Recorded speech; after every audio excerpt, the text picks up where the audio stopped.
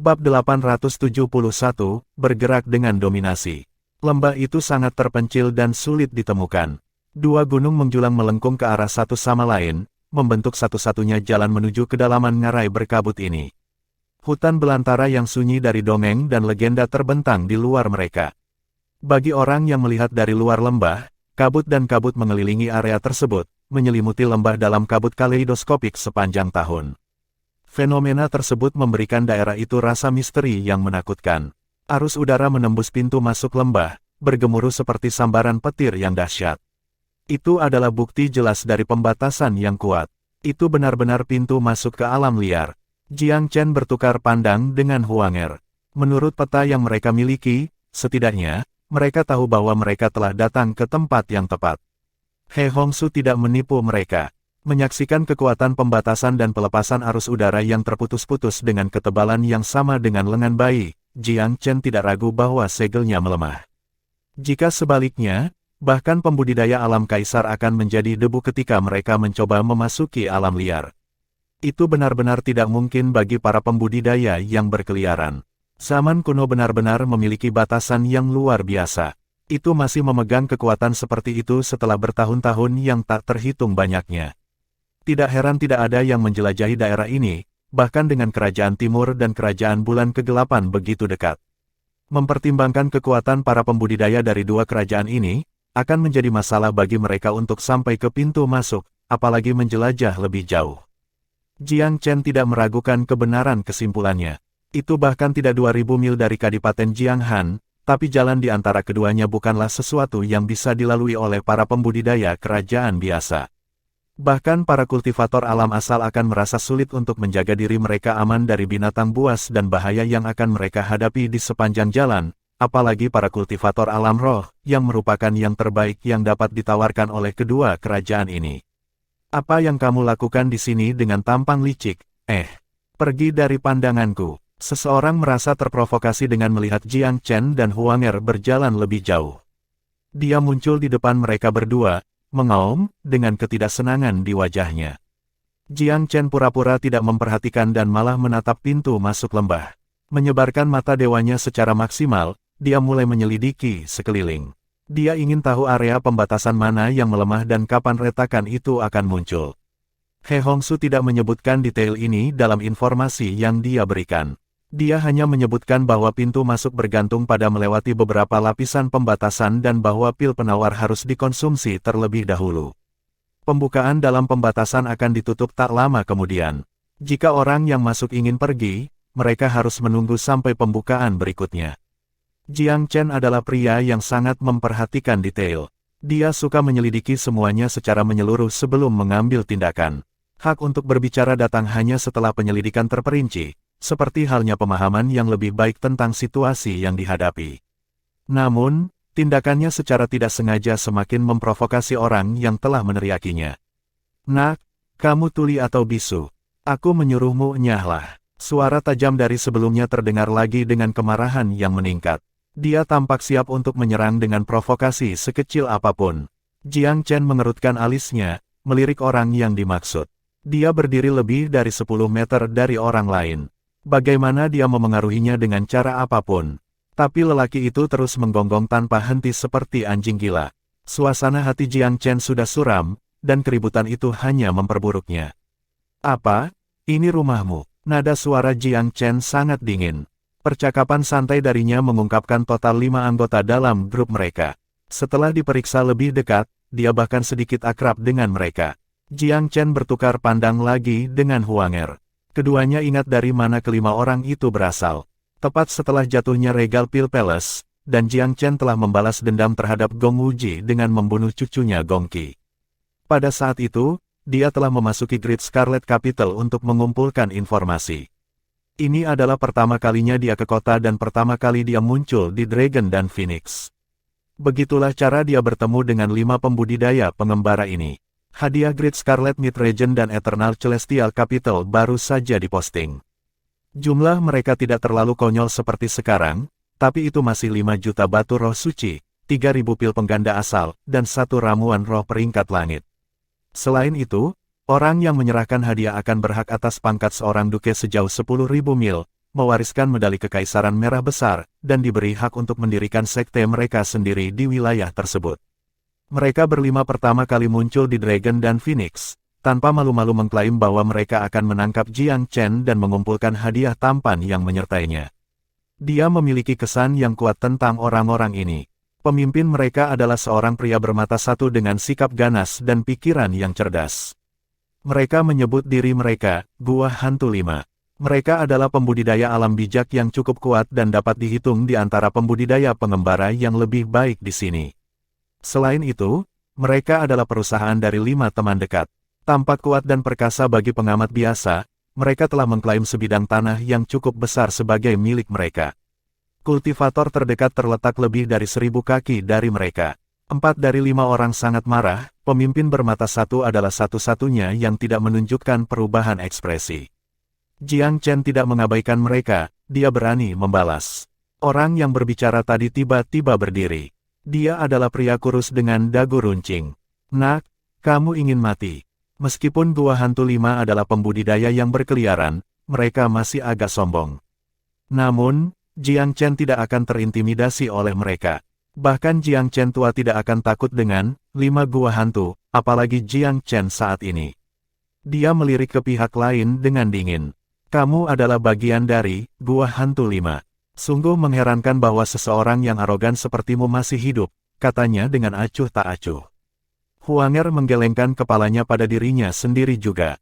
Satu-satunya hal yang telah mereka lakukan untuk memprovokasi pria itu adalah bahwa mereka telah berdiri di sampingnya untuk sesaat.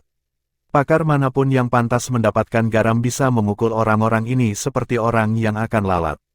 Faktanya, Jiang Chen dapat dengan mudah memusnahkan mereka berlima jika dia mau. Nada suaranya yang tidak ramah mendorong Huanger untuk menarik lengannya. Tidak apa-apa, jangan menganggap orang-orang ini terlalu serius. Jiang Chen membiarkan dirinya sedikit tersenyum. Tentu saja dia akan mendengarkan kata-kata Huanger. Dia mengangguk tanpa terasa, lalu melanjutkan perjalanannya ke dalam, berjalan langsung melewati mereka. Berhenti, pria bermata satu yang diam sampai sekarang tiba-tiba bergerak maju, mendarat di depan Jiang Chen dan Huanger. Kamu tidak bisa lewat sini, dia melambaikan tangan. Jiang Chen mengerutkan kening, marah dengan kekasaran dan provokasi berulang dari pihak lain. Kamu ingin berkelahi, saya tidak peduli siapa Anda atau dari mana Anda berasal, balas pria bermata satu itu dengan dingin. Karena kamu di sini, kamu harus mengikuti aturan kami. Kami sudah mengklaim wilayah ini. Jika Anda ingin tempat untuk diri sendiri, Anda bisa pergi ke tempat lain. Kita semua juga memiliki kesepakatan lain, Anda tidak dapat melewati batas ini. Jika Anda masuk lebih dalam, maka Anda akan melanggar aturan yang kami miliki. Petik 2. Aturan, apakah kamu yang membuatnya? Jiang Chen menyeringai dengan jijik. Semua orang membuatnya bersama. Apa? Kamu ingin membuat kami semua kesal segera setelah kamu tiba di sini. Pria bermata satu itu jelas mahir menabur perselisihan. Dengan beberapa kata, dia telah menempatkan Jiang Chen di sisi buruk semua orang. Seperti yang diharapkan, tatapan kolektif para penonton berkumpul ke arahnya. Beberapa mencibir, beberapa bertanya, beberapa waspada, dan beberapa bahkan bermusuhan dengan sedikit provokasi. Yang lain lagi berpura-pura tidak peduli. Jiang Chen telah merencanakan untuk mundur selangkah, tetapi niat jahat pria bermata satu itu membuatnya kesal. Memutar alisnya, satu sisi mulutnya menyeringai ke atas. Itu adalah senyum yang aneh. Dia menyapu pandangannya ke wajah Ghost Cave 5. Kau bisa pergi dari sini. Aku akan mengambil alih wilayahmu sekarang, katanya tiba-tiba. Bahwa Gua Hantu 5 mampu menyimpan sebagian besar tanah untuk diri mereka sendiri adalah bukti cara mereka yang menindas. Tidak ada orang lain yang mau bahkan mendekati mereka. Mereka belum tentu yang terkuat juga bukan pemanggil tembakan, tetapi posisi mereka di mata semua orang jelas. Dan sekarang, seorang pembudidaya pengembara muda yang sederhana ingin Gua Hantu 5 mengosongkan wilayah mereka. Pergantian peristiwa ini menebalkan suasana yang sebelumnya damai. Para pengamat melihat pertunjukan ini dengan gembira di mata mereka. Mereka jelas senang melihat sesuatu yang lebih menarik terjadi. Penantian yang membosankan seperti itu sulit bagi mereka semua. Sebuah tontonan adalah apa yang dibutuhkan setiap orang untuk membumbui hidup mereka dan menenangkan saraf mereka. Secara alami, keaktifan semacam ini menyenangkan semua orang. Untuk sesaat, Gua Hantu 5 ragu-ragu. Kemudian, pria bermata satu itu mulai terkekeh. Di tengah-tengah gerakan itu, matanya menjadi dingin. Dua kata, bunuh mereka, keluar dari bibirnya yang jahat. Niat membunuh dimuntahkan seperti kebakaran besar yang meledak-ledak. Kelimanya cukup berpengalaman dan terkoordinasi. Mereka telah bersaudara selama beberapa dekade dan menyerang serentak atas perintah pemimpin mereka, dengan kejam menyerang Jiang Chen dari berbagai arah. Buk, buk, buk. Jiang Chen menendang 3 kali di udara, dan 3 sosok yang bergerak cepat tampak seolah-olah mereka telah menabrak ujung kakinya. Seperti karung pasir yang digunakan untuk latihan target, mereka jatuh dengan cara yang paling buruk. Satu demi satu, mereka jatuh begitu dekat sehingga sulit untuk membedakan siapa adalah siapa. Dua sisanya sedikit lebih kuat dalam hal kultivasi. Mereka berdua sangat terkejut melihat betapa mudahnya Jiang Chen menendang rekan mereka, dengan cepat mengurangi kecepatan dan momentum mereka. Sambil tersenyum tipis, dia mengayunkan kedua tangannya dengan gerakan cekatan. Dia meraih ke arah mereka di udara, mengambil dua sisanya dengan tangannya semudah dia mengambil anak ayam kecil. Nyah. Sambil menggoyangkan lengannya, Jiang Chen membuang keduanya seperti karung pasir. Mencoba untuk melawan lebih jauh, keduanya menemukan bahwa mereka tidak mampu melakukannya. Mereka sepenuhnya lumpuh dan tidak bisa bergerak, dan tubuh mereka jatuh ke bumi seperti beban. Buk, buk, tabrakan itu menyemburkan debu, yang kemudian berhamburan kemana-mana. Dampaknya meninggalkan lubang menganga di tanah. Dengan hampir kecepatan berpikir, Gua Hantu 5 yang sebelumnya tak tertahankan dikirim terbang seperti anjing mati. Itu adalah pemandangan yang mengerikan untuk dilihat. Kerusakannya cukup parah untuk menahan mereka di tanah cukup lama. Para pembudidaya pengembara yang menjadi saksi tontonan itu berkonflik. Beberapa dari mereka dengan ekspresi tenang sebelumnya menjadi jauh lebih serius. Jelas, masyarakat yang hadir tidak lagi meremehkan pasangan pemuda di hadapan mereka. Gua Hantu 5 sendiri juga menjadi kacau. Mereka biasanya cukup agresif dan biasanya berjuang mati-matian ketika berada dalam posisi yang kurang menguntungkan. Tapi, di tengah tangisan mereka saat ini, kelimanya tidak lagi berani melihat ke arah umum Jiang Chen. Saling membantu, mereka merangkak ke sudut yang jauh bahkan tanpa sepatah kata pun dari udara panas. Mata mereka penuh dengan kebencian dan ketakutan. Energi apa yang mereka miliki untuk membalas? Mereka tidak idiot. Mereka tahu bahwa mereka telah memilih orang yang salah kali ini. Bab 872, Penggarap berkeliaran yang menjual pil.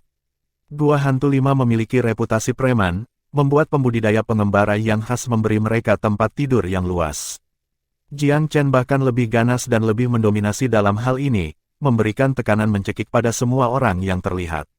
Banyak pembudidaya yang berkeliaran menjadi takut dengan tatapannya. Mereka tidak lagi berani menatapnya secara langsung, memeriksanya hanya dengan pandangan licik dan memastikan bahwa tidak ada ketidakramahan yang dapat diuraikan dari tindakan mereka. Jiang Chen tidak membiarkan mengurus Gua Hantu 5 sampai ke kepalanya, meskipun dia dengan tenang memberi isyarat kepada Huanger, dan mereka duduk di area milik kelompok yang baru saja diusir. Gua Hantu 5 telah menempati wilayah yang cukup besar. Dia pikir itu bagus bahwa dia memiliki cukup ruang untuk tidak diganggu oleh orang lain. Pintu masuk ke segel itu hanya berjarak kira-kira 2 km dari tempat dia duduk. Dari jarak ini, Jiang Chen dapat menggunakan kesadarannya untuk memeriksa lubang di segel dengan hati-hati. Jiang Chen memeriksanya sebentar untuk menemukan di mana tepatnya celah itu.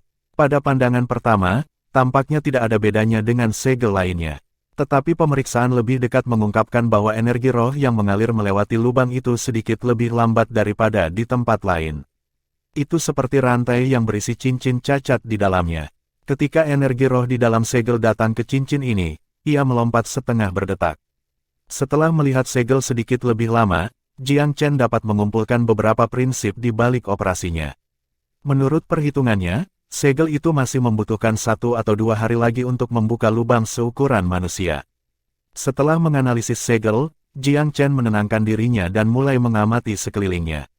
Dia awalnya berpikir bahwa Gua Hantu 5 memiliki real estate utama, tetapi setelah diperiksa lebih dekat, itu tidak sepenuhnya benar. Meskipun tempat itu tampaknya dekat dengan pintu masuk, sebenarnya itu adalah persimpangan jalan yang berisiko tinggi untuk diperebutkan. Ketika segel meletus, tempat yang sebelumnya ditempati oleh Gua Hantu 5 akan menanggung beban aktivitas. Dari pembudidaya pengembara lain yang tersebar, beberapa memiliki tempat yang tampak jauh tetapi sebenarnya lebih efektif. Saat pembukaan muncul, pintu masuk depan akan cukup ramai. Tempat-tempat yang lebih dekat dengan sayap mungkin jauh lebih baik dalam hal geografi. Jiang Chen mencatat ini secara mental setelah melihat dengan kasar. Gua Hantu 5 memiliki gonggongan yang keras, tetapi mereka tidak terlalu pintar. Yang lebih pintar telah menyembunyikan diri, siap menerkam tanda pertama kelemahan atau peluang. Ini adalah kesimpulan menakutkan yang didapat Jiang Chen setelah penyelidikannya. Mungkin Gua Hantu 5 memang memiliki keunggulan jika dibandingkan dengan beberapa pembudidaya pengembara di pinggiran. Tapi, melawan orang-orang yang menyembunyikan kekuatan mereka sampai tingkat diabaikan, mereka tidak memiliki kesempatan sama sekali. Mereka tampak hampir bodoh. Kurasa itu menjelaskan mengapa tidak ada yang memperebutkan wilayah mereka. Itu langsung menghadap segel dan pasti akan menghadapi lalu lintas yang padat. Ini berbahaya dan akan diperebutkan. Saya terkejut bahwa 5 masih hidup, mengingat kekuatan otak mereka harus menjalani kehidupan yang sulit. Meskipun pikirannya, Jiang Chen tidak berencana untuk mengubah tempat. Sekarang dia secara terbuka menendang kelima orang itu dari tempat mereka, mungkin orang lain memandangnya sebagai makhluk yang sedikit lebih kuat. Dia tidak mau mengoreksi prasangka mereka yang salah. Jika orang lain mengabaikan atau meremehkannya dalam perjalanan ini, maka itu lebih baik. Tidak akan ada alasan untuk khawatir jika semua orang yang hadir seperti mereka. Tetapi mereka yang menyimpan kekuatan mereka jelas berbeda. Beberapa sangat menakutkan, bahkan tidak masuk akal, kuat. Bagi orang-orang dengan tingkat kekuatan seperti itu untuk menyembunyikan kekuatan mereka, situasinya pasti sangat rumit. Tidak ada yang ingin menonjol. Tetap tidak menonjolkan diri tentunya merupakan mantra bagi banyak orang di sini dalam perjalanan ini. Tapi Jiang Chen tidak ingin memamerkan sisi lain dari dirinya. Dia sengaja memasang fasad, saya sangat kuat, jadi tidak ada yang boleh menyinggung saya. Huanger adalah gadis yang pengertian. Dia bisa tahu dari pandangan tercepat dan gerakan sekecil apapun apa yang dipikirkan Jiang Chen, dan sebaliknya. Dia tahu bahwa Jiang Chen berpura-pura tidak kompeten. Setelah mereka duduk bersila beberapa saat, terdengar suara dari kiri. Teman, bolehkah aku meminta sedikit waktumu? Jiang Chen menggoyangkan telinganya, sudah mengunci asal suara itu. Melihat ke arah itu, dia melihat seorang kultivator pengembara yang relatif muda. Kultivator muda itu tersenyum padanya, matanya menyembunyikan keinginan kuat untuk interaksi sosial. Melihat tatapan penuh perhatian Jiang Chen, pemuda itu mengirim pesan lagi. Aku bersumpah demi surga bahwa aku tidak bermaksud jahat. Jiang Chen menyipitkan mata pada pemuda itu, menatapnya beberapa kali untuk memastikan tidak ada yang tersembunyi di matanya. Ayo, kalau begitu, dia mengangguk.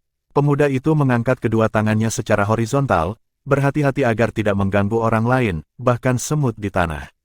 Perilakunya yang berhati-hati menunjukkan sifatnya sebagai seorang kultivator.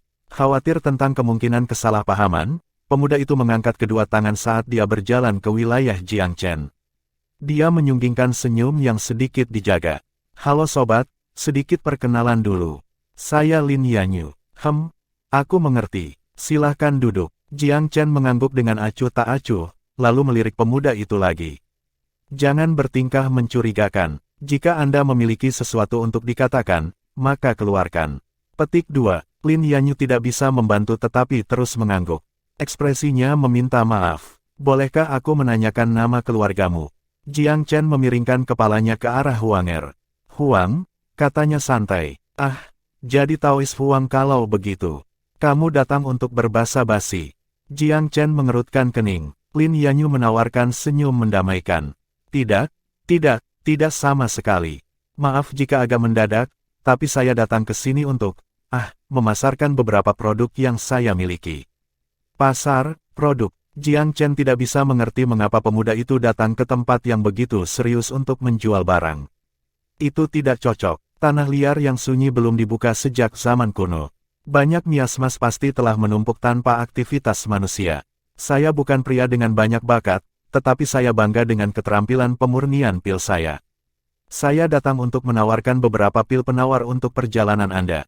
Jiang Chen bertukar pandang dengan Huanger, secara pribadi terhibur oleh prospek itu. Seseorang sedang memasarkan pil kepadanya. Lin Yanyu menganggap ekspresinya sebagai salah satu pemecatan, mempercepat penjelasan. Teman Taois, saya seorang kultivator pengembara dari Pilvire City. Resep saya eksklusif. Saya hanya belum bisa membuat nama untuk diri saya sendiri karena persaingan yang ketat di sana.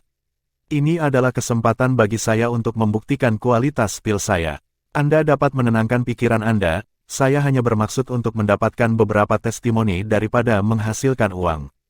Selama bahan dan biaya perjalanan saya ditanggung, itu sudah cukup. Petik 2. Mata pemuda itu memancarkan kejujuran yang tulus, bercampur dengan sedikit ketenangan. Dia jelas sudah lama berada di sini, tetapi hasil pemasarannya tidak banyak membuahkan hasil. Dari lebam samar berbentuk telapak tangan di pipi kirinya, dia bahkan pernah ditampar oleh seseorang. Jiang Chen tidak begitu tahu mengapa, tapi dia tiba-tiba merasa sedikit kasihan pada Lin Yanyu. Untuk seorang kultivator pengembara dari latar belakang akar rumput, ada risiko dihina dan dipukuli bahkan di antara kultivator pengembara lainnya, apalagi saat bersaing dengan Pilvire City. Ada banyak orang seperti ini di dunia Dao bela diri, Jiang Chen tidak bisa tidak tersentuh oleh sorot mata Lin Yanyu. Ayo beli beberapa, kalau begitu, Huanger tiba-tiba berbicara ke samping. Keluarkan pilmu, mari kita lihat. Sangat senang dengan kata-kata Huanger, Lin Yanyu tetap melihat ke Jiang Chen untuk bimbingan lebih lanjut. Dia tahu bahwa pembudidaya laki-laki yang perkasa ini adalah orang yang memiliki keputusan akhir. Jiang Chen mengangguk, ya, mari kita lihat kualitas pilmu. Lin Yanyu mengeluarkan botol pil dengan tergesa-gesa, menuangkan pil aquamarine dari kapal. Pil ini disebut penangkal 8 harta karun. Itu bisa bertahan melawan racun yang paling umum dan miasmas yang kamu temui. Lin Yanyu sangat bangga dengan pilnya sendiri. Jiang Chen membalikkan pil di telapak tangannya. Kultivator yang berkeliaran dari Pilvire City benar-benar merupakan potongan di atas yang lain. Penangkal 8 harta karun ini berada di peringkat atas dalam desain dan kualitas. Itu hampir layak disebut pil peringkat bumi. Pil ini cukup bagus. Berapa harga yang kamu jual? Jiang Chen bertanya dengan lancar. Untuk satu pil, hanya 200.000 batu roh suci, jawab Lin Yanyu dengan cepat. Bahkan sesuatu seperti longevity pil bisa dijual seharga 10 juta atau lebih. Pil seperti ini seharga 200.000 sebenarnya cukup murah. Jiang Chen tersenyum kecil. Beri aku 10, kalau begitu. 10 pil. Lin Yanyu berkedip. Kamu ingin sebanyak itu, sobat? Tidak ada gunanya menggunakan beberapa pil ini. Efeknya sama apakah Anda mengonsumsi 1 atau 5. Saya tidak akan membeli begitu banyak sekaligus. Meskipun Lin Yanyu sangat ingin menjual pilnya, dia masih seorang pedagang yang sangat jujur. Dia bersedia memberitahu Jiang Chen tentang kerugian produknya. Jiang Chen tersenyum lagi. Kamu tidak ingin menjual, kalau begitu tidak apa-apa, kamu bisa pergi. Petik 2. Lin Yanyu tampak pahit. Teman, aku hanya menyimpan uang untukmu. Apa gunanya membeli hanya 1 atau 2 pil yang hanya bernilai 200.000? Jiang Chen berkata dengan jujur. 10 atau tidak sama sekali. Lin Yanyu hanya bisa tertawa tak berdaya sebelum mengangguk. Baik, 10 itu. Jika Anda merasa telah membeli terlalu banyak, Anda dapat menemukan saya untuk pengembalian dana. Petik 2. Kamu terlalu banyak bicara. Memutar sudut mulutnya, Jiang Chen melemparkan cincin penyimpanan kepada orang lain. Ini uang untuk pilnya, berhentilah mengomel dan pergi dari pandanganku. Huanger tahu sekarang bahwa Jiang Chen memasang penampilan agresif. Dia ingin mengelabui orang-orang yang mengamati agar berpikir bahwa dia hanyalah seorang yang kasar. Mengambil cincin penyimpanan, Lin Yanyu memindai isinya. Dia tercengang. Cincin itu berisi 5 juta batu roh suci penuh. Namun, penampilan hawkish Jiang Chen dan peringatan sebelumnya membuatnya menelan kata-kata di tepi bibirnya. Dia melakukan salam tinju sebagai gantinya. Terima kasih atas perlindunganmu. Jiang Chen melambaikan tangan dengan tidak sabar. Apa yang harus disyukuri? Ini transaksi yang adil. Membungkuk, Lin Yanyu berubah dari ucapan ke pesan. Daois, Anda telah memberi saya lebih dari hutang saya. Hati saya mengharuskan saya untuk memberitahu Anda beberapa hal tambahan, dan saya harap itu bisa membantu Anda. Pertama, wilayah yang kamu miliki sekarang sengaja diabaikan oleh banyak ahli. Kedua, ada banyak ahli yang sangat kuat yang tersembunyi di antara orang-orang tentang Anda. Ketiga, para ahli yang kuat ini tampaknya telah membentuk aliansi tersembunyi, untuk menetapkan beberapa aturan baru tentang ekspedisi khusus ini ke alam liar. Bab 873, 6 Serigala Gunung Sparrow. Ekspresi Jiang Chen tidak berubah bahkan setelah dia mendengar pesan Lin Yanyu. Lin Yanyu mengirimkan lagi, dua hal pertama yang saya katakan benar-benar benar.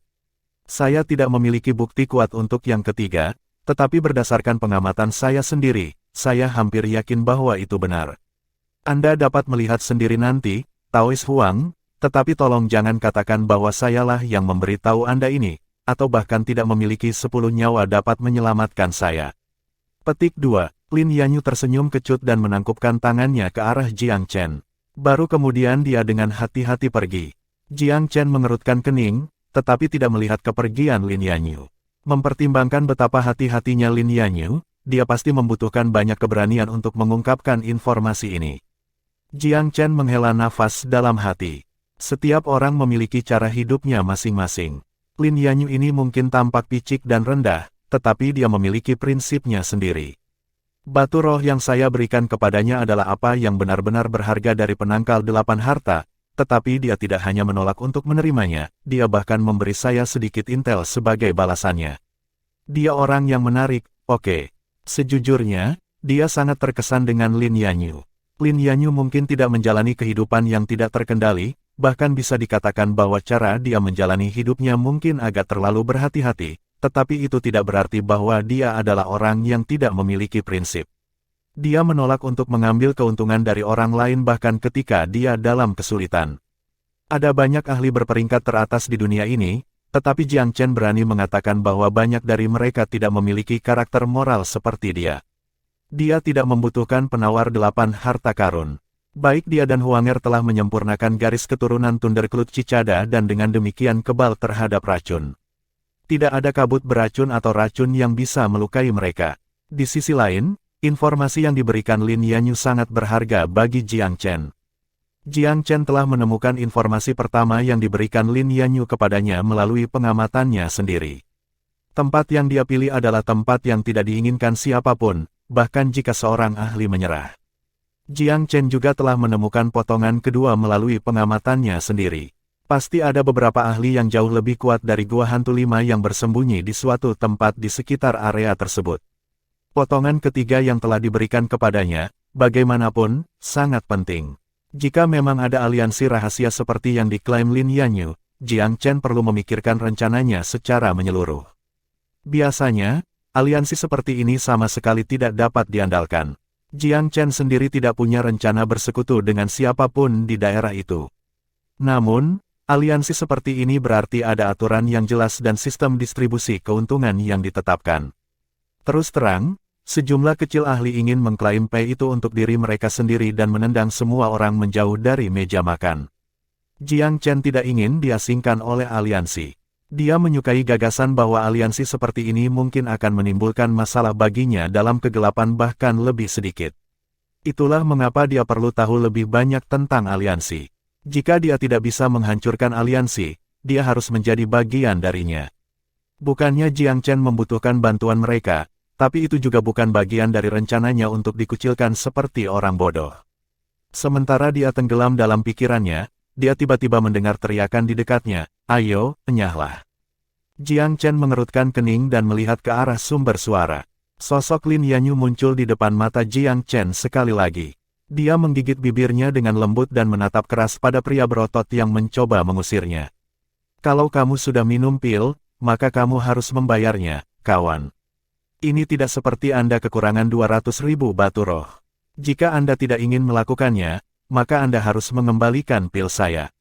Orang yang dia ajak bicara adalah pria besar. Ada juga beberapa pembudidaya di sekitar Lin Yanyu dan terkekeh padanya.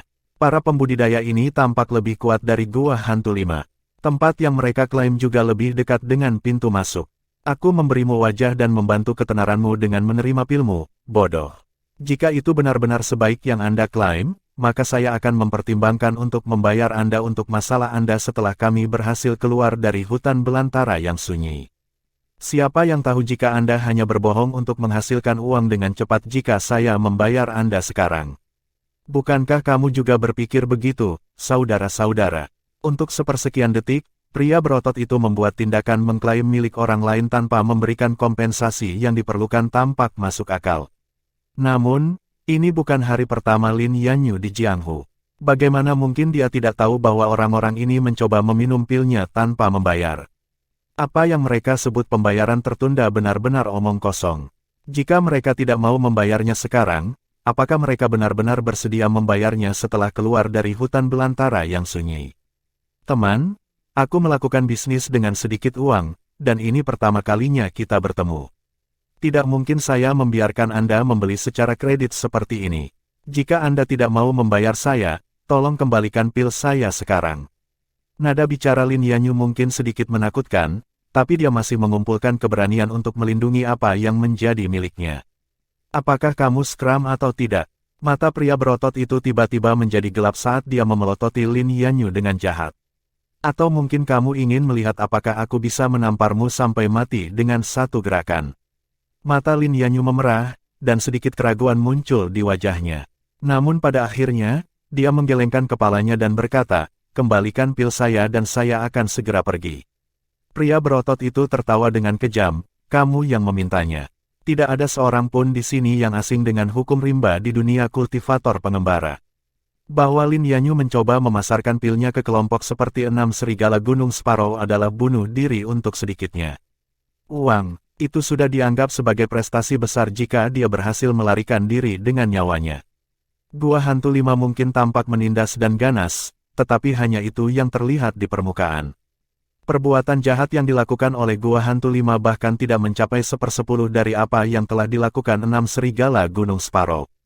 6 serigala Gunung Sparrow adalah kelompok perampok terkenal yang beroperasi di seluruh wilayah manusia. Mereka adalah kejam dan tanpa ampun yang secara khusus menargetkan pembudidaya yang sendirian dan berkeliaran. Jika mereka dalam suasana hati yang baik, mereka mungkin akan segera membunuh korbannya, tetapi jika mereka dalam suasana hati yang buruk, mereka akan menyiksa mangsanya tanpa henti sampai mereka terengah-engah. Nasib wanita bahkan lebih buruk daripada rekan-rekan pria mereka. Pembudidaya wanita yang jatuh ke tangan 6 serigala Gunung Sparrow lebih baik mati daripada hidup. Mereka naik ke atas mangsanya secara bergiliran dan menggunakan segala jenis trik menjijikkan yang bisa mereka pikirkan untuk menyiksa mangsanya. Para pembudidaya perempuan yang ditangkap sering disiksa sampai mati sebelum kelompok tersebut melenyapkan korbannya. Sayangnya untuk semua orang, 6 serigala Gunung Sparrow itu rumit dan kuat. Mereka telah berhasil lolos dari beberapa perburuan terorganisir dan tetap bebas meskipun banyak pembudidaya berkeliaran untuk memburu mereka. Faktanya, para pembudidaya pengembara yang telah berpartisipasi dalam perburuan itu kemudian menjadi korban balas dendam, entah menghilang tanpa jejak atau sekarat dengan kematian yang mengerikan. Dibandingkan dengan mereka, Gua Hantu 5 adalah sekelompok anak nakal yang baru saja belajar berjalan. Pria berotot yang dihadapi Lin Yanyu adalah anggota kelompok tertua ketiga. Dia adalah tipe pria yang menyebabkan masalah bahkan ketika tidak ada yang datang kepadanya, jadi dia tidak bisa memikirkan alasan untuk menolak seekor domba gemuk yang berjalan ke depan pintunya seperti yang dilakukan Lin Yanyu. Ekspresi Lin Yanyu berubah ketika dia melihat pria itu mendekatinya. Pria itu jelas lebih kuat darinya, dan dia tidak tahu apa yang bisa dia lakukan untuk melindungi dirinya sendiri. Dia segera mengenakan sepasang sarung tangan dan berkata, jangan mendekat. Sarung tangan saya penuh dengan segala macam racun. Kamu akan mati jika aku menyentuhmu sekalipun. Pria berotot itu tertawa, mencoba menakutiku, ya. Bahkan jika saya berasumsi bahwa racun di sarung tangan Anda itu nyata, apakah Anda benar-benar berpikir Anda dapat menyentuh saya sebelum saya menghancurkan Anda seperti semut? Jiang Chen mengerutkan kening di tempat kejadian dan berbicara, sudah cukup. Semua orang menyaksikan tontonan itu terungkap dengan tenang dan tidak mengangkat tangan untuk membantu Lin Yanyu, karena menyinggung 6 serigala dari Gunung Sparrow adalah hal yang bodoh untuk dilakukan. Oleh karena itu, suara Jiang Chen mengejutkan banyak orang.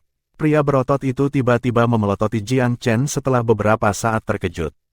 Dan dengan siapa kamu berbicara? Jiang Chen mencibir, saya melihat Anda memiliki kepala besar di pundak Anda, tetapi otak Anda pasti sangat kecil. Apakah kamu mencoba mengganggu bisnisku dan membela keadilan, nak? Pria berotot itu tiba-tiba terkekeh dan bersiul sembrono, hei saudara-saudara, seseorang mencoba membela keadilan di sini.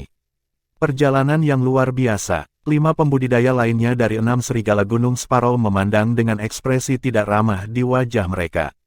Seorang lelaki tua berambut putih, yang jelas-jelas adalah bos dari kelompok itu, berjalan perlahan ke samping mereka sambil memegang tongkat yang terbuat dari jenis logam yang aneh.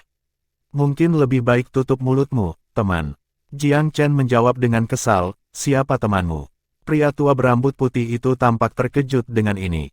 6 serigala Gunung Sparrow cukup terkenal di wilayah manusia, jadi siapa orang ini yang berbicara sedemikian rupa dengan serigala alfa dari kelompok ini? Serigala di belakang lelaki tua itu berteriak marah, bosan hidup Bunuh dia, bos. Bahkan orang buta pun harus memiliki sepasang telinga. Pernahkah kamu mendengar tentang 6 serigala dari Gunung Sparrow? Teriakan mereka ditambah dengan dentang senjata mereka membangun sedikit momentum. Jelas bahwa pukulan Jiang Chen terhadap Gua Hantu 5 sama sekali tidak mengintimidasi 6 serigala Gunung Sparrow. Orang tua itu memerintahkan sedikit rasa hormat dalam kelompok. Dia hanya perlu membuat satu gerakan tangan untuk membungkam mereka semua. Meski begitu, mereka semua terus menatap Jiang Chen dengan mata jahat yang dipenuhi dengan kebencian dan tanpa jejak kemanusiaan. Mereka tampak seperti sekawanan serigala yang menunggu izin raja mereka untuk menyerang sehingga mereka bisa dengan kejam menganiaya musuh mereka dan memberikan pukulan fatal. Apakah kamu benar-benar berpikir bahwa kamu memiliki hak untuk melakukan tembakan di sini hanya karena kamu mengeluarkan Gua Hantu 5? Pria tua berambut putih itu mencibir. 6 serigala dari Gunung Sparrow bukanlah orang bodoh. Mereka semua telah melihat bagaimana Jiang Chen menghancurkan 5 Gua Hantu. Sejujurnya, 6 serigala Gunung Sparrow sama sekali tidak memikirkan Gua Hantu 5. Pemuda yang telah menghancurkan mereka, bagaimanapun, akan membutuhkan sedikit penyelidikan sebelum mereka dapat memutuskan apakah akan menyerang. Mereka tidak takut berkelahi, tetapi mereka bukan satu-satunya 2 kelompok yang ada di daerah itu. Hanya surga yang tahu persis berapa banyak ahli yang telah memantapkan diri di sekitarnya. 6 serigala dari Gunung Sparrow datang ke tempat ini dengan ambisi besar, jadi meskipun mereka tidak takut akan masalah. Jiang Chen tersenyum sedikit dan melirik Lin Yanyu. Aku tidak peduli jika kamu menggunakan tindakan itu pada orang lain, tapi orang ini adalah temanku. Apa kau mencoba menamparkan wajahku dengan melukainya di depanku? Teman, pria tua itu tertawa aneh. Jika aku ingat dengan benar, kalian baru saja bertemu satu sama lain. Tidakkah menurutmu berlebihan untuk mengklaim bahwa kamu sudah berteman? Pernahkah kamu mendengar pepatah, keakraban pada pandangan pertama? Senyum Jiang Chen setenang biasanya. Ekspresi lelaki tua itu membeku sesaat. Akhirnya, dia mengangguk, baiklah, jika dia benar-benar temanmu maka kami akan memberimu wajah. Kami akan membayarnya kembali setelah kami kembali. Petik 2. Jiang Chen tertawa terbahak-bahak. Siapapun yang melakukan perdagangan jenis ini diharapkan segera membayar. Toh, pelanggan bisa mengklaim segala macam omong kosong untuk menghindari pembayaran jika transaksi tidak segera dilakukan. Plus, siapa yang tahu jika Anda akan keluar hidup-hidup dari hutan belantara yang sunyi. Juga, penangkal 8 harta karun adalah yang asli. Saya sendiri telah memverifikasi keefektifannya. Jika Anda berani meragukan efek pil, maka Anda meragukan wawasan saya. Apakah Anda benar-benar mengharapkan saya untuk mentolerir penghinaan seperti itu? Jiang Chen dengan sengaja melemparkan berat badannya seperti pembuat onar sejati sampai-sampai dia tampak lebih tirani daripada 6 serigala dari Gunung Sparrow. Di samping, Gua Hantu 5 tercengang oleh pemandangan itu. Mereka mencengkeram wajah dan pantat mereka sambil merasakan banyak kejutan dan penyesalan. Pemuda ini adalah seseorang yang berani memprovokasi bahkan 6 serigala Gunung Sparrow. Mereka bodoh untuk mengejek orang seperti dia. Pemukulan yang mereka alami benar-benar dibenarkan. Bab 874, Latar Belakang Lin Yanyu. Lin Yanyu sedikit terkejut. Ketika dia melakukan bisnis dengan Jiang Chen sebelumnya, satu-satunya kesan yang dia dapatkan adalah bahwa Daois Huang ini sangat sombong. Dia menduga bahwa orang ini adalah keturunan dari salah satu klan besar atau keluarga besar, karena dia membawa dirinya dengan perilaku yang kuat dari keluarga bangsawan. Orang seperti dia mungkin menyisihkan sedikit uang untuk orang yang kurang beruntung ketika mereka sedang dalam suasana hati yang baik, tetapi mereka tidak akan pernah memihak orang lain ketika mereka diancam oleh ketidakadilan. Ini karena tindakan seperti itu benar-benar di bawah mereka dan mengapa tindakan Jiang Chen telah membuat Lin Yanyu sedikit lengah. Namun, dia jelas tidak mau melibatkan orang yang tidak bersalah dalam kesulitannya sendiri. Dia pergi ke Jiang Chen dan berkata, tidak apa-apa, Daois Huang. Saya bisa memberikan beberapa pil. Jiang Chen mendengus dingin, sekarang saya telah ikut campur, Anda akan mendapatkan pil itu kembali bahkan jika Anda tidak menginginkannya lagi. Dominasi belaka. Para penonton yang menonton tontonan itu semua mengira dia memiliki sekrup yang longgar di kepalanya. Mengapa dia bersikeras ketika Tuan Pil itu sendiri sudah menyerah untuk mengejar masalah ini? Apakah dia menganggap dirinya penguasa tempat ini dan penguasa semua atau sesuatu? Para penonton tidak sabar menunggu 6 serigala dari Gunung Sparrow menjadi marah dan segera melawan Jiang Chen sampai mati.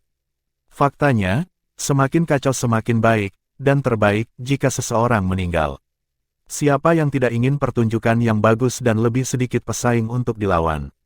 Anehnya, 6 serigala Gunung Sparrow yang terkenal itu sangat terkendali hari ini. Semua orang bisa melihat sedikit niat membunuh melewati wajah pria tua berambut putih itu, tapi dia tidak hanya menahan diri, dia juga mengendalikan teman-temannya yang gelisah. Daois Huang, bukan, kaum muda memang menyimpan pahlawan, dan Anda juga salah satu yang memiliki temperamen yang berapi-api.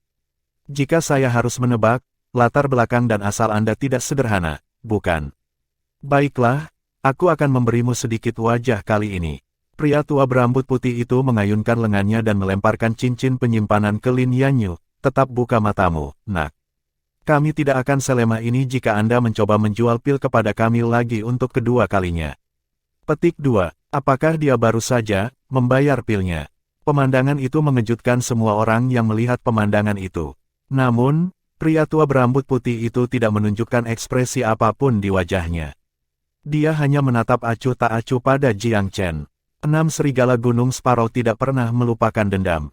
Alasan kami memberi Anda wajah hari ini bukan karena kami takut pada Anda, tetapi karena kami ingin Anda ingat bahwa Anda telah menyinggung 6 serigala Gunung Sparrow.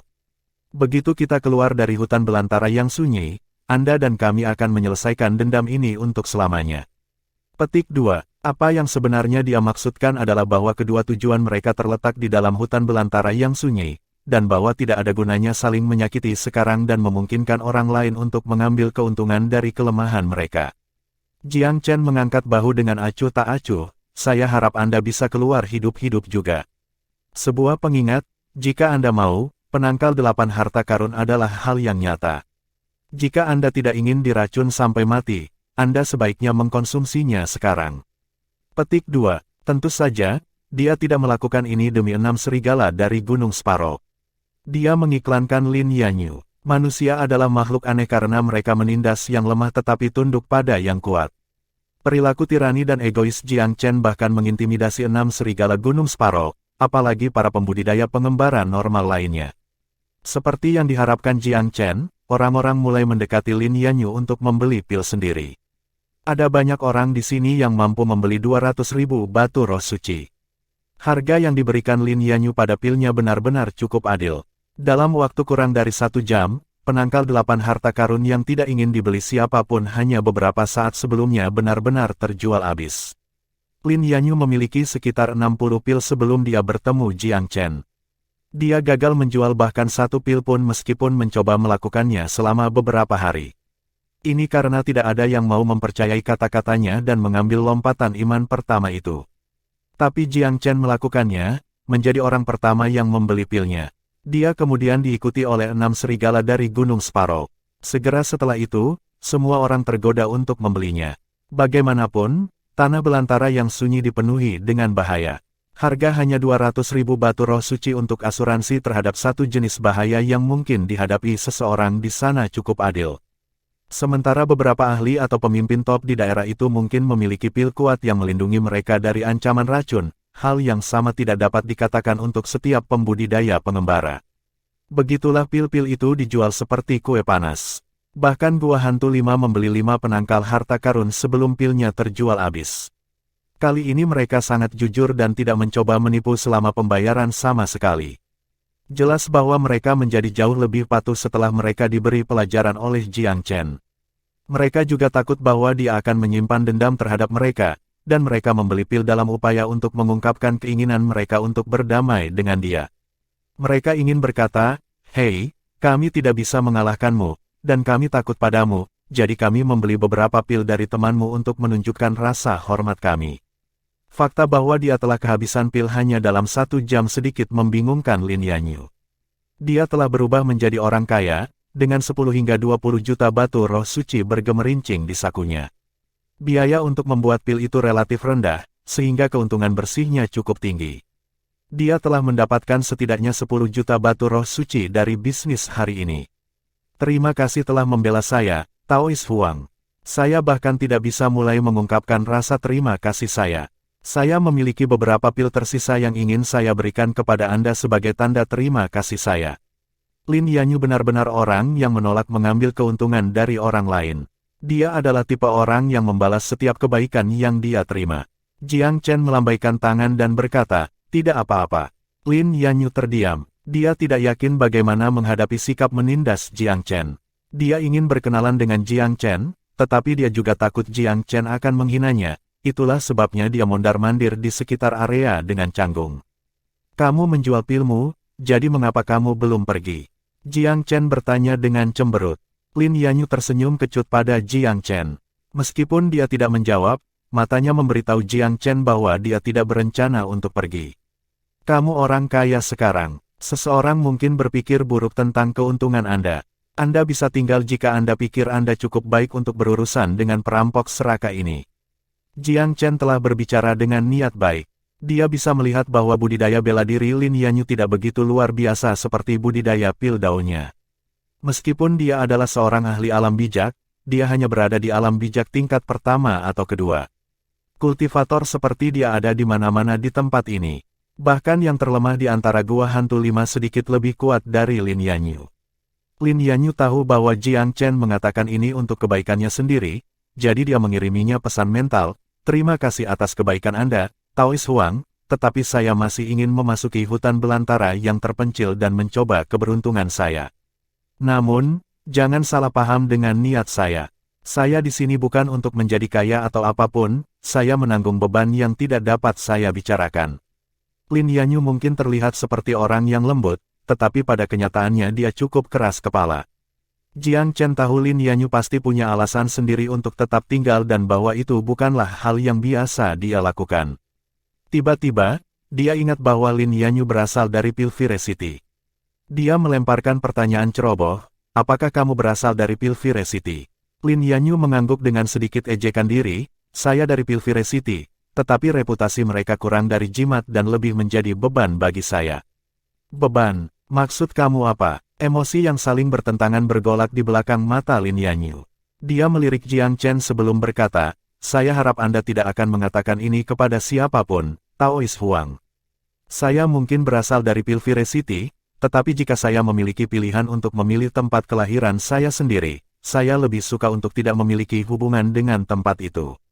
Petik 2. Mengapa? Sekarang Jiang Chen bingung. Pilvire City adalah kekuatan terbesar di industri pil dan salah satu entitas paling kuat di seluruh wilayah manusia. Biasanya, terlahir di entitas yang kuat seperti Pilvire City, seseorang akan bangga dengan status dan asal mereka. Sebuah tanda kebencian benar-benar melintas di mata Lin Yanyu yang biasanya lembut, itu karena Pilvire City menghancurkan keluargaku dan merampok kami dari formula pil yang menjadi hak kami. Mereka membunuh klan saya dan menghancurkan seluruh hidup saya. Hah? Jiang Chen terdiam sebentar. Dia tidak akan pernah berpikir bahwa Lin Yanyu akan memiliki masa lalu yang tragis. 30 tahun yang lalu, ketika saya masih kecil, keluarga Lin saya adalah keluarga bangsawan peringkat atas di Pilvire City. Suatu hari, keluarga saya menemukan warisan kuno dari 3 formula pil peringkat langit kuno di dalam rumah leluhur kami. Setelah berita penemuan itu tersebar, kekuatan yang tak terhitung jumlahnya mengarahkan perhatian mereka pada keluarga Lin saya. Sama seperti itu, sebuah keluarga warisan kuno terhapus dari dunia. Jika saya tidak kebetulan bersama ibu saya mengunjungi keluarganya pada saat itu, bahkan saya mungkin telah dihancurkan bersama keluarga saya yang lain. Sedikit permintaan maaf melintas di mata Lin Yanyu sebelum dia memotong cerita sedihnya, Taoist Huang, saya belum pernah memberitahu siapapun rahasia ini sebelumnya. Tetapi Anda bukan dari Pilvire City, dan Anda adalah dermawan saya. Bukan maksudku untuk membebanimu dengan rahasia seperti itu, tapi aku harap kamu tidak akan memberitahu siapapun tentang ini. Jiang Chen tercengang oleh reaksi Lin Yanyu sejenak. Akhirnya dia berkata, tenang, aku bukan orang yang tidak masuk akal. Lin Yanyu mengangguk tanpa henti, aku tahu, Kamu masih tinggal di Pilvire City setelah kehancuran keluargamu. Pilvire City sangat besar, dan musuhku tidak tahu bahwa aku ada di tengah-tengah mereka. Faksi pil ada di mana-mana di Pilvire City, jadi saya bergabung secara acak dan mempelajari dasar-dasar pil Dao di usia muda. Saya memang tahu beberapa warisan keluarga saya. Begitulah cara saya berhasil naik ke tingkat setengah-setengah saya sekarang, kata Lin Yanyu sedikit mengejek diri sendiri. Jiang Chen menumbuhkan rasa hormat untuk pria itu. Sangat jarang menemukan seseorang yang bisa menanggung penghinaan seperti itu dan menanggung jubah keluarganya untuk membalas dendam selama bertahun-tahun sambil tetap mempertahankan hati emas di dalam. Orang lain mungkin sudah menjadi bengkok tak bisa dikenali lagi. Saya tidak berpikir level pil Dao Anda setengah-setengah. Menurut pendapat saya, Anda setidaknya pada tingkat Raja Pil kelas menengah, Jiang Chen memberikan penilaiannya. Itu karena keluarga saya memiliki sejarah panjang dalam pil Dao, desah Lin Yanyu. Kakek dan kakek buyutku semuanya adalah Raja Pil peringkat 9. Faktanya, ayahku pernah disebut jenius yang bisa menantang Kaisar Pil setengah langkah. Sayangnya, semuanya hilang. Semuanya hilang. Ayahmu bisa menantang Kaisar Pil setengah langkah. Jiang Chen tampak sedikit terkejut. Dia sehebat itu. Kebanggaan besar terpancar dari mata Lin Yanyu ketika ayahnya dibesarkan. Itu benar, ketika ayahku masih muda, dia setara dengan Pil King Jilang. Namun, Jilang beruntung dilahirkan di garis keturunan langsung Kaisar. Pada akhirnya, sejumlah besar sumber daya yang dapat diakses Jilang mendorongnya ke tempat dia berdiri saat ini. Ayah saya mungkin belum tentu lebih lemah darinya jika dia diberi jumlah kesempatan yang sama. Raja Pil Jilang adalah Raja Pil yang telah berperang melawan Jiang Chen di Gunung Merak Suci. Dia dikatakan sebagai yang kedua setelah penguasa Pilvire City, Kaisar Pil Zenith, dan merupakan penerus Pil Dao yang tak terbantahkan. Sebelum dia berpartisipasi dalam pertempuran Pil di Gunung Merak Suci, dia dikatakan tidak terkalahkan dalam Pil Dao. Apakah ayah Lin Yanyu benar-benar setara dengan Pil King Jilang ketika dia masih muda? Jika ini benar, maka bakatnya benar-benar sangat luar biasa. Jiang Chen tersenyum, maksudmu Pil King Jilang yang kalah dari Pil Raja Zen Gunung Merak Suci belum lama ini. Sedikit rasa jijik melintas di mata Lin Yanyu saat namanya disebutkan, itu dia, itu. Kisah-kisah tentang dia yang tak terkalahkan sepanjang hidupnya adalah omong kosong belaka. Ayahku bertarung dengannya berkali-kali dalam Pil Dao, dan mereka berdua mencetak kemenangan dan menderita kekalahan. Jadi bagaimana mungkin dia tidak terkalahkan? Petik 2. Jelas dari nada bicara Lin Yanyu bahwa dia sangat memusuhi Pil King Jilang. Bab 875, Mencari Informasi. Ini adalah penemuan yang agak tidak terduga. Jiang Chen telah membakar jembatannya dengan Pilvire City. Apakah itu Kaisar Pil Zenith atau Pil King Jilang? Keduanya sangat membencinya. Bukan hanya karena dia telah menyebabkan Pilvire City kehilangan pil panjang umur, tetapi juga karena Jiang Chen telah menghancurkan legenda tak terkalahkan Jilang. Dia telah menamparkan wajah Pilvire City dan mengguncang fondasi aturan Pil Dao faksi. Bagi Pilvire City, ini benar-benar tidak dapat diterima. Oleh karena itu, ketika Jiang Chen mendengar bahwa Lin Yanyu ini berhubungan buruk dengan Pilvire City, minatnya pada bocah itu semakin dalam. Namun, untuk saat ini, Jiang Chen tetap diam tentang masalah ini. Lin Yanyu tidak melihat sesuatu yang aneh tentang Jiang Chen. Jelas, ketika dia memikirkan ayahnya, emosinya menjadi sedikit panas. Dia sepertinya akhirnya ingat sopan santun saat dia memerah karena malu. Daois Huang, saya minta maaf. Aku lupa diriku di sana. Jangan khawatir, itu normal untuk menjadi emosional ketika memikirkan keluarga Anda. Jiang Chen berhenti sebentar sebelum bertanya sambil lalu, jika Pilvire City begitu tak terkalahkan, pasti ada banyak Pil Dao jenius di sana, bukan? Saya ingin tahu apakah Anda tahu berapa banyak jenius Pil Dao dengan konstitusi bawaan yang ada di Pilvire City. Lin Yanyu tertawa kecut ketika dia menjawab, konstitusi roh sangat langka. Jenius semacam itu mungkin muncul sekali dalam 100.000 orang. Meskipun mereka ada di Pilvire City, jumlahnya tidak banyak. Taois Huang, mengapa kamu tiba-tiba bertanya tentang ini? Lin Yanyu berpikir ini agak aneh. Mungkinkah kamu ingin bertemu dengan beberapa jenius Pil Dao? Jiang Chen mengangguk. Saya punya teman yang mengidap penyakit parah. Rupanya, hanya Raja Pil dengan konstitusi kayu bawaan tingkat tinggi yang memiliki sedikit peluang untuk menyelamatkannya. Tapi, Benar-benar tidak mudah untuk menemukan orang dengan konstitusi bawaan seperti itu. Konstitusi kayu bawaan tingkat tinggi. Lin Yanyu terkejut. Tetap saja, dia tidak bisa menahan diri untuk tidak mengangguk. Di antara konstitusi tingkat tinggi, kayu dan emas adalah yang paling sulit ditemukan. Konstitusi api jauh lebih umum. Namun, mereka yang benar-benar dapat mencapai konstitusi api kelas 1 tingkat tinggi juga merupakan makhluk langka seperti bulu phoenix dan sisik naga. Daois Lin, kamu sangat berpengalaman dengan Pilviracity. Apakah Anda kebetulan mengenal jenius dengan konstitusi kayu bawaan tingkat tinggi? Petik 2. Lin Yanyu tanpa sadar menggelengkan kepalanya. Namun, dia sepertinya segera memikirkan sesuatu saat matanya menyala. Dia angkat bicara, saya tidak tahu siapapun dengan konstitusi kayu bawaan tingkat tinggi, tetapi ketika saya berada di Pilviracity, saya mendengar beberapa berita tentang konstitusi itu. Oh, ceritakan lebih banyak lagi. Mata Jiang Chen juga berkilauan penuh minat. Pertanyaannya tentang konstitusi kayu bawaan secara alami untuk mencari tahu berita tentang Mugaoki. Adapun temannya yang diduga sakit yang tampaknya membutuhkan penyembuhan, itu hanya kedok. Lin Yanyu berjuang untuk mengingat secara spesifik sejenak sebelum dia menjawab, saya sangat berhati-hati selama berada di Pilviracity sehingga jaringan saya tidak sebesar itu. Saya hanya mendengar seseorang mengatakan bahwa beberapa kekuatan besar di Pilviracity membeli sekelompok budak dan sebenarnya ada seseorang dengan konstitusi kayu bawaan tingkat tinggi di antara mereka. Berita ini menyebabkan kegemparan di pabrik gosip Pilviracity. Sesuatu seperti itu benar-benar terjadi. Wajah Jiang Chen adalah topeng keterkejutan, tetapi gelombang emosi yang besar mulai bergolak di dalam hatinya. Berita ini pasti merujuk pada Mugaoki. Tidak ada keraguan tentang hal itu. Siapa yang mengira bahwa dia benar-benar tiba-tiba mendengar tentang Mugaoki di tempat seperti ini? Lin Yanyu menghela nafas, dunia ini luas dan penuh dengan misteri yang luar biasa. Kekuatan berpengaruh itu pasti memiliki keberuntungan besar. Namun, terlalu banyak keberuntungan belum tentu merupakan hal yang baik. Jika keluarga Lin kami tidak menemukan resep pil turun-temurun itu, kami mungkin tidak akan musnah.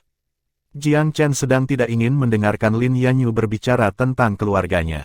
Sebagai gantinya, dia bertanya, kekuatan berpengaruh apa yang memiliki keberuntungan seperti itu? Lin Yanyu menjawab, salah satu perkumpulan rahasia Pilviracity. Mereka disebut pemanen bintang. Mereka adalah salah satu kekuatan teratas di Pilviracity. Pemanen bintang. Jiang Chen diam-diam merenungkan nama ini. Daois Huang, kamu tidak bisa berpikir untuk pergi ke Star Harvesters untuk mendapatkan bantuan medis. Lin Yanyu bertanya, apakah ada semacam masalah? Ini sangat sulit. Pilviracity benar-benar meremehkan kekuatan eksternal. Orang biasa harus membayar mahal untuk meminta apapun kepada warga kota Pilvire. Lin Yanyu tidak menyembunyikan apapun.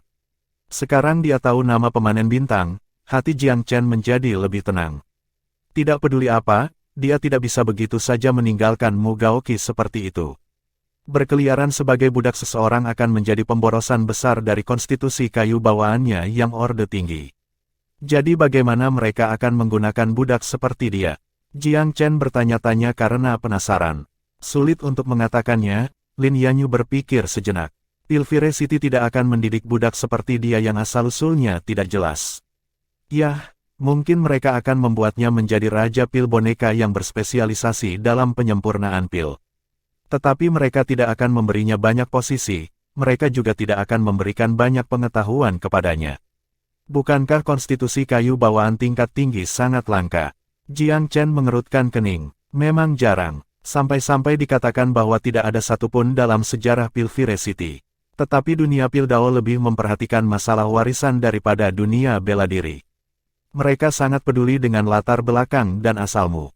Jika seorang jenius berasal dari asal yang tidak pasti, mereka lebih baik kehilangan dia daripada mengambil risiko mewariskan warisan mereka kepadanya. Banyak insiden telah terjadi di masa lalu di mana faksi musuh mengirimkan para jenius mereka untuk menyusup ke sekte lain dan mencuri warisan mereka. Hal semacam ini telah terjadi terlalu sering, sehingga dunia pil Dao menjadi sangat dijaga. Apakah Anda tahu mengapa ayah saya tidak pernah menerima bantuan Kaisar Pil Zenith saat itu? Dan mengapa pil King Jilang entah bagaimana berhasil dipromosikan. Petik 2. Mengapa? Jiang Chen sepertinya memikirkan sesuatu. Sederhana, itu karena keluargaku tidak berada dalam garis keturunan kaisar sedangkan Pil Raja Jilang adalah keturunan langsung dari kaisar. Meskipun leluhur saya semuanya berasal dari Pilvire City, keluarga saya sering berpindah keluar kota dan mendirikan banyak keluarga cabang di seluruh wilayah manusia.